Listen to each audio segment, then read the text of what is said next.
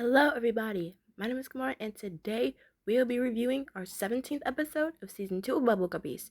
Season 2, Episode 17, Only the Sphinx Knows.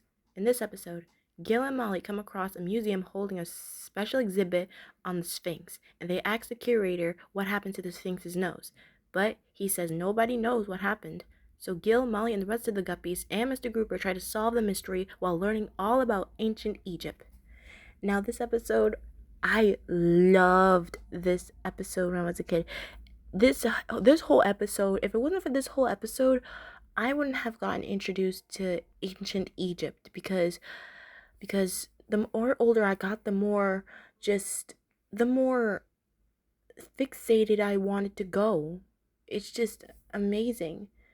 It's just amazing. And I absolutely I absolutely loved it.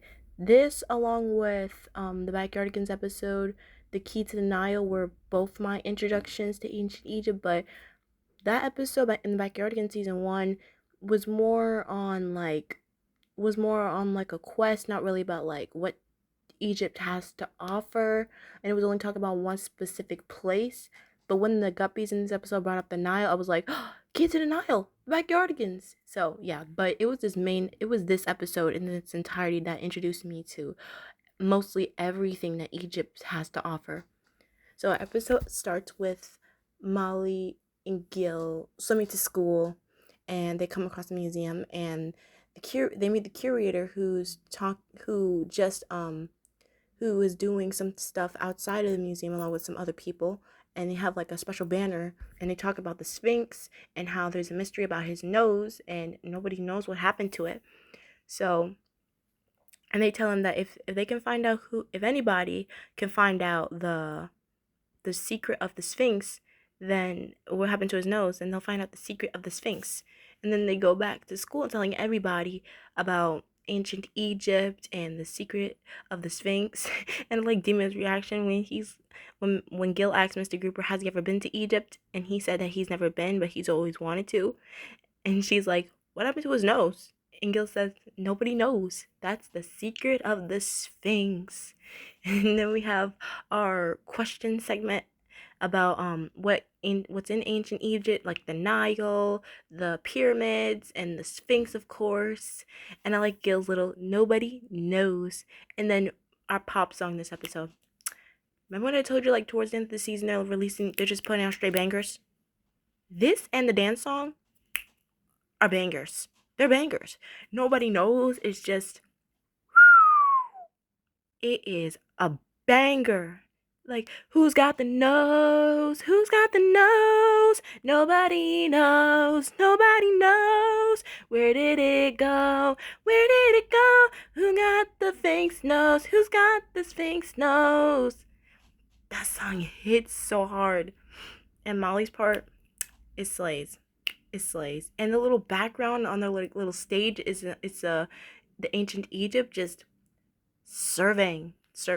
And then we have our story segment with Dima and Una and Nani are going on a trip, and they need some supplies. And I really like when Nani gives her the flyer, the picture of what they need, because I like how it's in hieroglyphics, because I like that because he says throughout the episode in ancient Egypt people used pictures instead of words, which I like that. And I love how at first she was like, "Oh yeah, okay, mhm," and then she's literally like, "I have no idea what this says."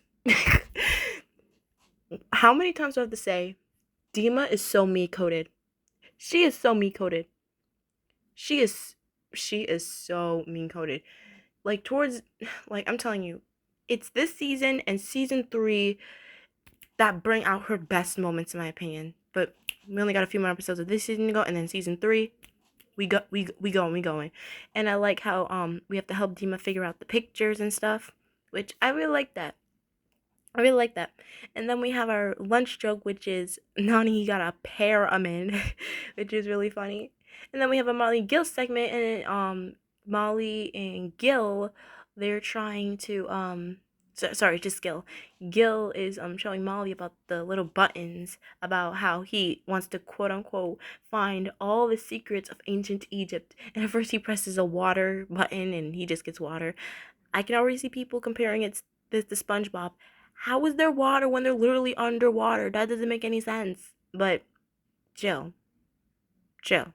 Just enjoy the episode, cartoon, whatever you call it. Just enjoy it, okay? Please. And then we have our our classroom segment. They're playing in the classroom, and Gobi in his little boat in his crocodile is just so funny. He's just adorable. He's so cute. Just adorable. And we have Mr. Grouper, as always, playing along like the loving teacher, father figure he is, pretending he's the Sphinx. And then Gil says, "I'll find it for you, old Sphinx," because pretending that he lost his nose. And that was the first time that made me realize that Mr. Grouper doesn't have a nose. I'm pretty sure he does, but I'm pretty sure it's like one of those cartoon logic things like, how you hear me right now? How you hear me right now? You don't have any ears. I want to think of it like that. So, yeah. So, Gil invites Una and Molly inside of the little like a little like I don't know what to call it, but we're gonna see them playing inside of this little thing again in the Bumblebee Athlon in season 3. And they see Nani, and he hung up some little pictures, and he explains like how in ancient Egypt people use pictures instead of words, like he did earlier.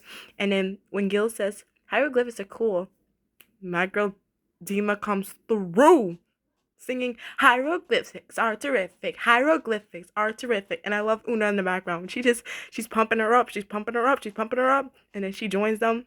I'm telling you, those two are gal pals. Went through their gal pals along with Molly. But to be honest, at this point, I don't know which one I like better. Obviously, I don't want to pick favorites, but when Dima is with Molly, it's a sleigh, you know. But when Dima's with Una, it's just there's something about their dynamic that gives off Fluttershy and Pinkie Pie. You know, one's super sweet, but like a bit on the cautious side, a teeny bit. And one is like super fun and outgoing. Not to mention, both of them got big curly hair. So there you go. But I don't know. And I guess I should say when Dima's with Molly, it's like she has like a Twilight and Pinky vibe. You know, one's level headed. One's level headed. Most of the time, go with the flow, not to really panic that much. But then the other one, she's like super duper like, just like Pinkie Pie, like I just said. So I don't know which dynamic I like better. They're both good on their own, but when they're together, just serve straight vibes. And then Gil starts to put together, if we can use the hieroglyphics, we can possibly find the Sphinx's nose. And then it's outside time. We have our story segment, the desert cruise, and I absolutely love it because I'm somebody who traveled on cruises at a very young age. So for some reason, this segment right here stuck out to me the most in this season. This story segment stuck out to me the most. It done something to me. It put me in a trance, like an Egyptian cruise. That sounds like something that my favorite character from Monster High would like. A certain Nile. But I'll save that for the end of the video. You'll see. But anyway, there's this crocodile, and all along they're thinking that they're trying to chase him. But before that, I like what Gobi said. He said something that just resonates with me. Cruise ships have everything, and he ain't lying. He's not lying. Like most of the cruise ships I've been on had like like obviously like a cafeteria or like a buffet, like that's where they were going, but there's like a gym, a gym, a movie theater, an arcade. Like I'm telling you, he ain't wrong. Cruise ships have everything, and I love their Egyptian headwear. Just so slay. I'm telling you, we slaying with the Egyptian drip right here. I'm all for it. And then there's all along this crocodile who they think that he's chasing him, but really he just has to go to the bathroom, which I get it. Him crying and everything. It's just I get it, being lost and stuff, and people are just like running around you, not really helping you. Like I get, this is one of the few times I can sympathize with a villain. Well, okay, like somewhat antagonist, quote unquote. He's one of those characters that he's one of the quote unquote antagonists we'll put in the misunderstood category in this season, because all along he just had to go to the bathroom, and I like how they enjoy him for lunch, which is really sweet. And there's also this comment on the fandom. It's really funny. I can't remember what exactly said, but like I haven't realized this is the first, I think one of the few times we get the bathroom mentioned in the show, and somebody commented on the fandom under this episode. I believe it was the whole episode in its entirety, when there was this person, they were like, the Guppies don't have to worry about going to the bathroom because they're mermaids. And for some reason that comment still sticks with me. Like, I mean, okay, I'm happy that they helped them, but like at the same time, I've always wondered how would the bathroom for them worked? Not just with them, but like mermaids in general. How does it work? Like, I mean, is a bladder just non-existent to them? Cause I don't know. That that still gets my brain in a loophole. Like, my goodness. And then the dance song, the dance song, the dance song in this season. This has to be one of the top 3 best dance songs in this season. Because not only Dima sings so good, no, okay, but Molly and Gil also get to have a song too. Get to sing in the song too, which is rare for the backup singers in the dance songs to do. I think mostly that happened back in like season 1, but I just love it so much. I just love it. Okay, I'm here for it. And the song actually sounds a bit threatening. Like the lyric, you'll be a crocodile lunch today. Threatening? Yes. But does it slap? Also yes. So, yes. Yes. Crocodile snap. You won my heart. It snapped into my heart. Period. Period. And then we have another Molly and Gil segment. Gil once again trying to try out the buttons, but luckily he doesn't go for the water button this time. Instead, he goes for the sand button. And that made me realize at that moment, the place where they have their segments and they open up the episode when they're saying it's time for Bubble Guppies, and when it ends, there's sand already on the floor. So, Gil, you just got you and Molly some new sand for your little segment station. So, yeah, be happy with that. Just saying. And then it's finally time to go to the museum. And they're looking at all the stuff. And I also like the little ancient kitty cat.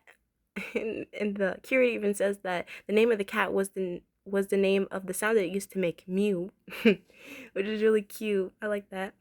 And then they also see like a little diagram of a pyramid and what used to be in there.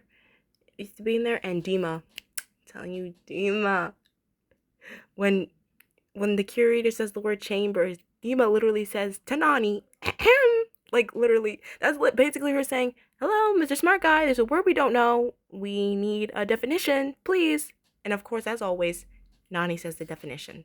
Just, how many times do I have to say I love Dima? How many times?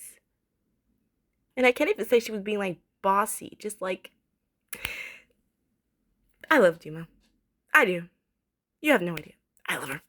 I love her. I love her. I love her so much. Why am I talking in this accent? I don't even know what this accent is. I don't know. I think that was a New Zealand accent. What the heck? But anyway, there was this. Then they finally see like this little like opening, this little door that opens, and when I tell you the scene at the part of the episode literally made my jaw drop as a kid. I had no idea what was going on, and they just keep on going deeper and deeper into this like chamber until they come across some hieroglyphics that has a knocking symbol, a sphinx, and a nose, which Gil translates that meant knock for the sphinx's nose, which he does.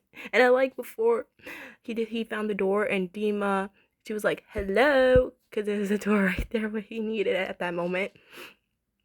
And then he finally knocks, and then they come on, they like something starts rising out of the little ground they're standing on, and then at first I thought it was like a little boat, and the rest of this episode goes full on Indiana Jones like behavior. Okay, not behavior, like vibes. vibes. And then they start riding all over the place, and then they start going further until like they see like a little light in the distance, like a little opening window. And then I like Nani's, excuse me, I think we should hold on again. And then it goes full roller coaster once again. And then it literally, we see an outside view of ancient Egypt. How? How? Was there like an underground tunnel? Like that joke about, there was like this joke back in the 1930s or 50s, I don't really know, talking about like it went like digging a hole all the way to China. Is this the backyard? Is this the Bubble Guppies variant of it? Instead of that, we have this. Like, oh my! I just didn't know what to say. I didn't when I was a kid. I was gobsmacked. I was, and then they literally fly out of a window, and then there's dust everywhere. They're all the little coughs. It is so cute. And then Nani says, "I think we're inside the Sphinx's head." And then they literally come out one by one out of his nose, because that's what they were riding on. And Dima literally says it. We were riding in his nose. And I like how Gil at the end says, hieroglyphics are terrific. And Dima just had to add on saying, and so is that nose. And the Sphinx comes alive. He comes alive. But at least he said thank you for the compliment. And, well, you know what that means? They solved the secret of the Sphinx. And, well, our last Molly Gil segment, Gil is giving him some compliments, saying, I guess I'm pretty good at reading hieroglyphics. And then he assures that there's another button, which has a camel on it, that will unleash all the secrets of ancient Egypt. And he presses it again, a little door opens, and the only secret he got was not knowing that a camel was going to literally shoot water in his face. Mind you, spitting in his face.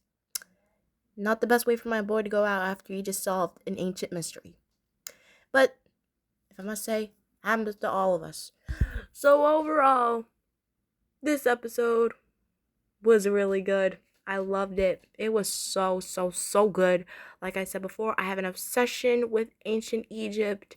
And before I give off my ranking, I mentioned a certain character of a certain doll franchise that I like, who has an ancient history around her.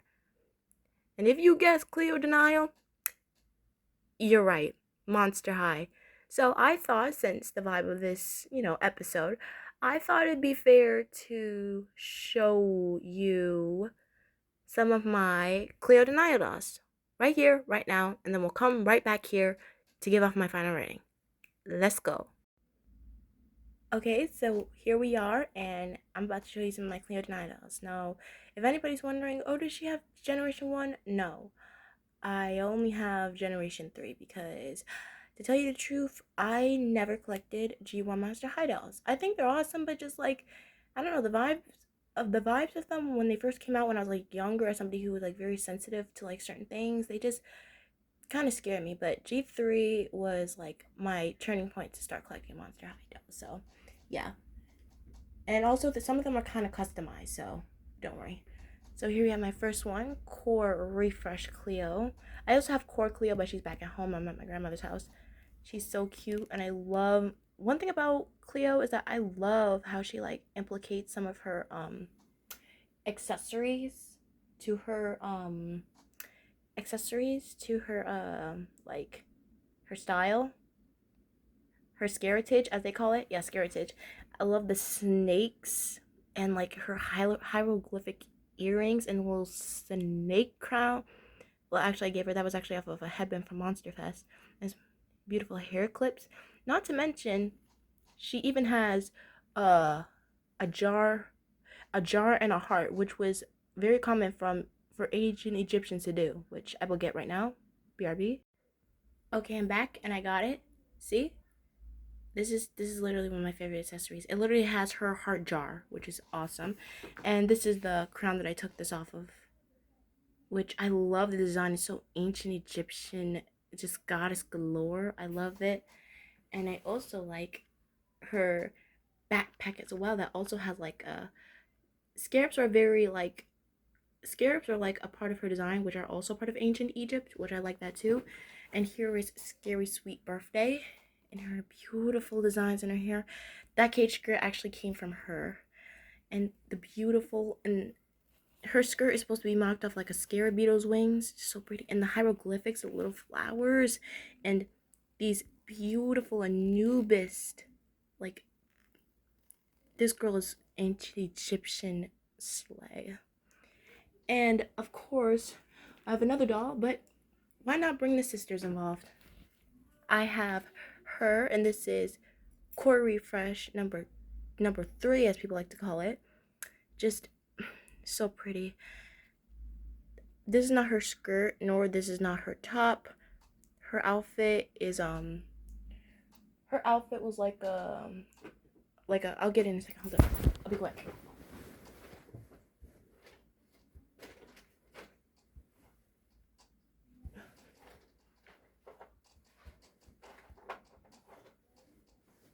Find it. Found it.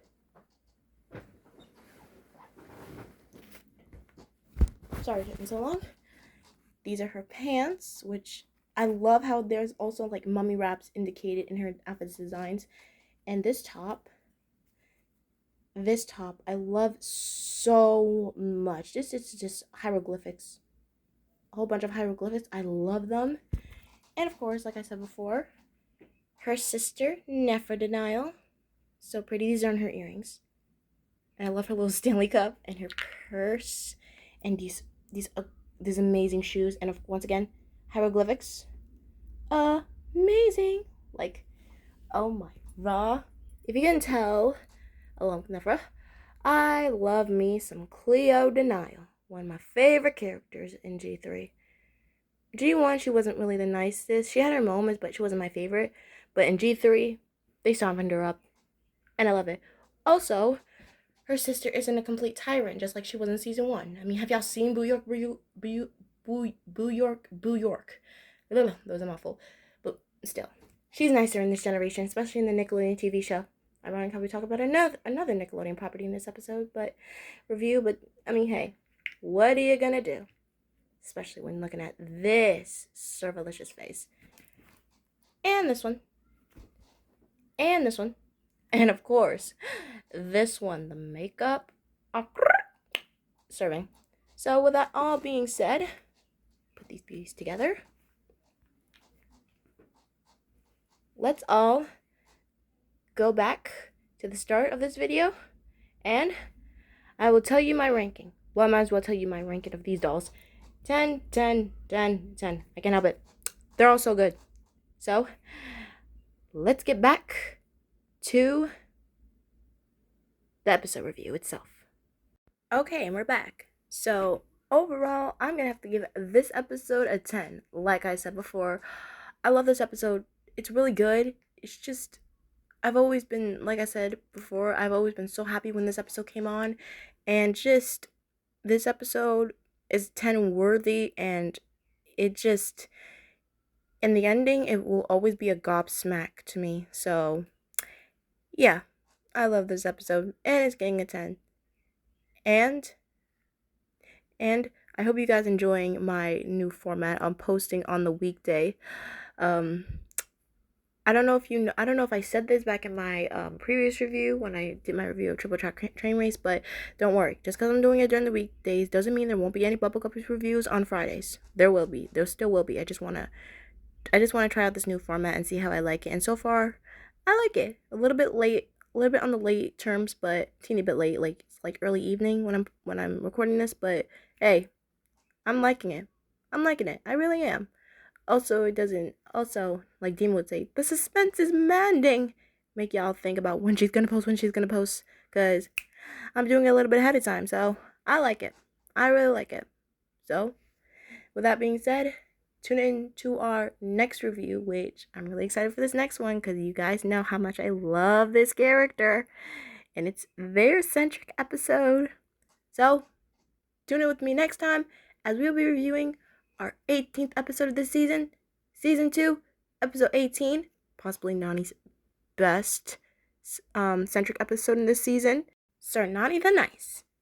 See you all next time.